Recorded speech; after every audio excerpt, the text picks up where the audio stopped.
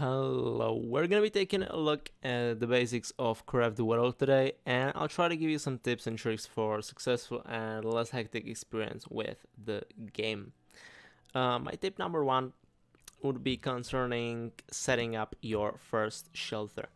This one might get pretty hectic as new players generally don't seem to understand how to build one. Now, it is explained in the game, in the tasks tab, that is, but in case you miss it, here's the basic. You need walls, doors or hatches, and background walls.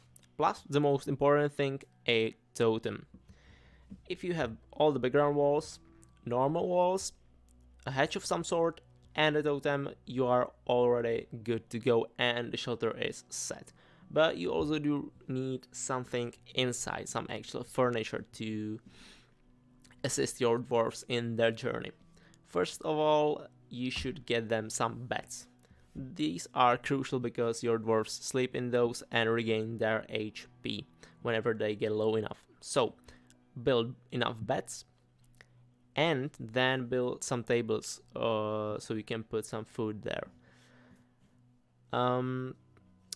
In case you want to know how the comfort thing or bar works, basically better furniture, more comfort. You also can influence the comfort by adding better back walls or the better classic walls or doors from iron or steel later in the game. But the most influential part obviously is the furniture.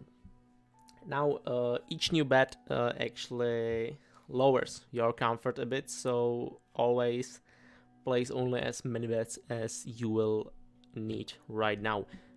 Each dwarf requires his own bed, so if you have 10 dwarfs, go for 10 beds. Don't build in advance. It is not worth it, reduces your comfort. Now, the comfort is not such a big thing in the base game. If you're above 75 comfort, you are basically on the top. This gives you the most bonuses when it comes to dwarves healing in the beds. I believe that going about that number does not give you anything extra, but I might be wrong on that one. But if you have, I believe, the Scissors and Arms DLC, you might be interested to keep your comfort above 50 because that's the threshold for rats to spawn. So if you don't want your house littered with rats, I suggest you keep the comfort above 50. Now, the second thing would probably be shortcuts. There are several shortcuts in the game which will help you greatly. Now, most of these work by pressing a combination of Control and some other button. Now, if you press Control only, you'll actually get a second hotbar, which is super useful, so you can effectively double your hotbar if you need to. Now, next one is Control Eat or Control E.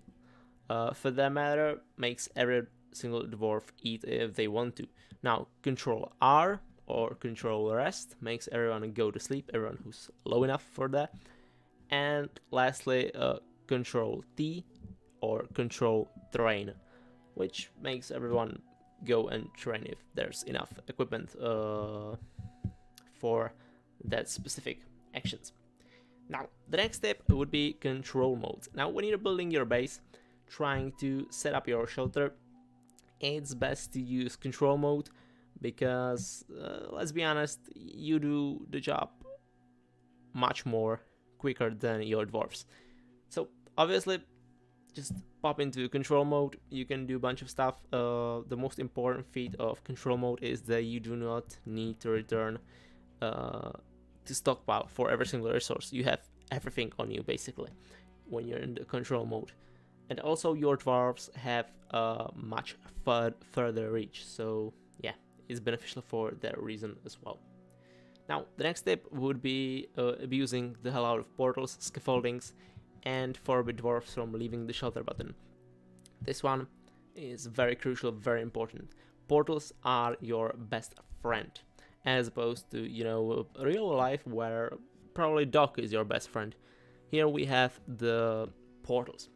2 mana for tremendously decreasing your headache caused by the game. Use it as much as you can, and remember a little tip concerning the mana. Whenever you level up, your mana pool replenishes. So just before you hit a level, make sure to prolong some portal onto the other side of the world, because all the mana is getting replenished as soon as you hit the next level. Now, scaffolding's second best friend of yours.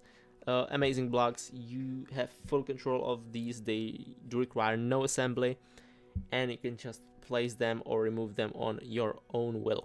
It's great for mining, it's great for building. And now forbid the dwarves from leaving the shelter button. This one saves your dwarves, especially when they are overwhelmed by horde or fighting a last fight against the guardian. You just press this and everyone instantly goes home. Very helpful. Next topic would be walls, doors, or hedges, and their volume. Obviously, the best aesthetic thing to do is to make a 1 layer of walls and 1 door, but it is not always the most practical thing to do. So you'd usually want several layers of walls, like 3, 4, 5, depends on the difficulty and horde volume. You want multiple doors to accompany this, because your dwarves can hide behind those doors, and as soon as they break through 1 door, they have 4 more to go. And your dwarves can actually attack through these, while the monsters, they don't. They break down the doors first. This excludes goblins because they have some different kind of AI, so they just walk through, but every other enemy has to break down the hedges or doors first, which gives you an advantage. Next topic would be achievement related banners. Now, some achievements in the game give you banners upon completion. These are a furniture type. They give 2 comfort, which is not much. It's more about showing that you did these achievements, maybe flexing on some people in multiplayer. It's good to have, it's better than nothing.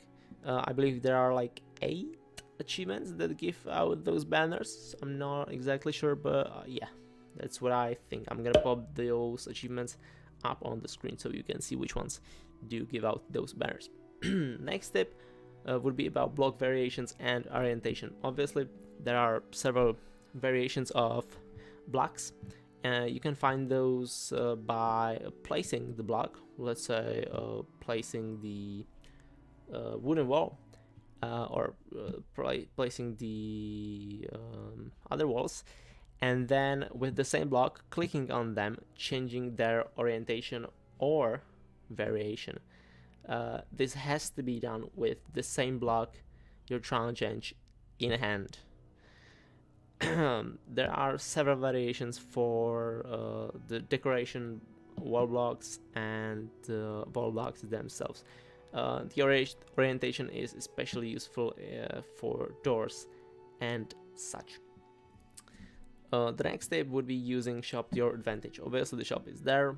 The prices, where it's debatable whether they are fair or not, but I would tell you to buy as much stuff as you can, especially the books. The books are a fair price for what they offer, because obviously your dwarf can get up to 3 skills, and each one of them starts with 1 only. So I recommend getting the book as soon as possible, when you think that your dwarves are actually going to survive for a little while at least.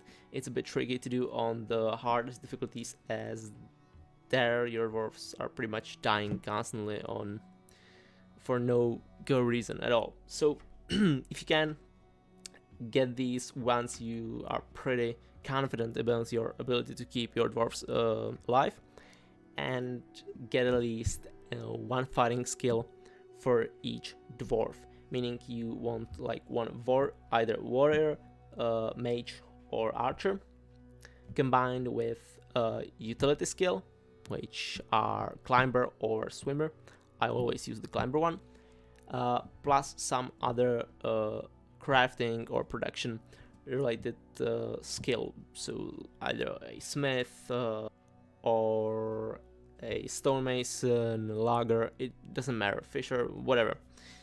But the core is having one fighting skill and one utility.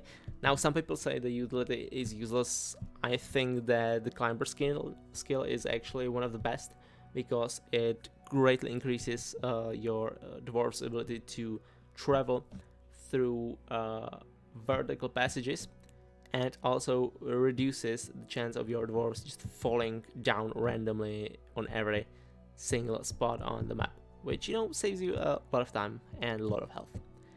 It's great. This one ties in with the dwarf professions tip, so I think I've already had that covered. Going back to the shop, if you don't buy these and you have the DLCs, invest in hero statues and the mana accessories, the mana generators, etc, etc. Then, you know, buy whatever you want, but these are the best, I think. On higher difficulties, I recommend the steel walls as well, as they are very durable. Now, the next tip would be about beware signs. Those signs are pretty useful. Again, it's very good to have these, especially on higher difficulties or in the third world, where even the surface enemies are pretty strong in the beginning compared to your dwarves. So you just place these around your base and you ensure that none of your dwarves goes towards his inevitable death. The next tip would be a production tower, or what I call a production tower. Basically is the thing that I do on most of my worlds. I just build a huge ass tower up above the main storage unit, so and I place all the crafting stations on top of bridges, so everything that gets created in those stations automatically falls down right next to the storage. It makes transport of stuff like easier. It makes it more streamlined, basically. Next topic would be the solo biome multiplayer trick. Now, the inbuilt multiplayer works on the premise that you either find an opponent or a friend to play with or against in the biome, but you can also use a solo biome trick to play the game or the biome by yourself. You just have to select the game type. So you go for cooperative, you select the option to invite your friend, and when the menu pops up, you just do not select anyone and go back into the game. The portal is gonna like work some stuff out for like a minute or so, and then it tells you if you want to go into the game by yourself into the biome. So you say yes to that one, and boom, you're playing multiplayer by yourself. The next tip would be deconstructing any unneeded equipment you have gathered along the way. Now, obviously, you probably do have a bunch of these. Later in the game, you probably have silver or mithril tools, so if you do not require those steel or iron tools anymore, you can just drag them in the craft menu into the crafting spot that you usually see your crafted items in, and just press the deconstruct button. You're getting like 75% of the resources. So sometimes you get wood, sometimes you get iron, depends on the stuff you are deconstructing, obviously. But it is a good trick, especially considering that you get a bunch of swords from the hordes. Now, the next step would be health potions and wine. These can be given manually to your dwarves. This ignores like their location and stuff, so you don't have to place these on the table. You can just pop it on top of the dwarf and heal him instantly. It's especially useful when fighting and on higher difficulties. Now, the last tip that I can think of right now is fiddling around with game files. It's pretty simple, and you can mod the game to your liking this way. Obviously, there are some game-breaking things. You can speed the dwarves up 10 times and stuff like this. I have done none of that, but I did increase the resource cap you can hold to 10,000, I believe. The classic cap is 999, which seems like a little to me. So yeah, unfortunately, I have done this a long time ago, and it used to be in config.xml, which now is not there for some reason. It is split into multiple files, and I can't seem to find the file to edit this one. So yeah, as you can see in the footage, I do have much more than 999 resources, but I can't exactly pinpoint the location of that option. So yeah, you just experiment and find some stuff around the game files. Yeah, so I hope you learned something new, something useful, and if you have any other extra questions which were not answered right here, I'm gonna try to answer these in the comments if I do know the answer. So yeah, hope you enjoyed this one and have a good one.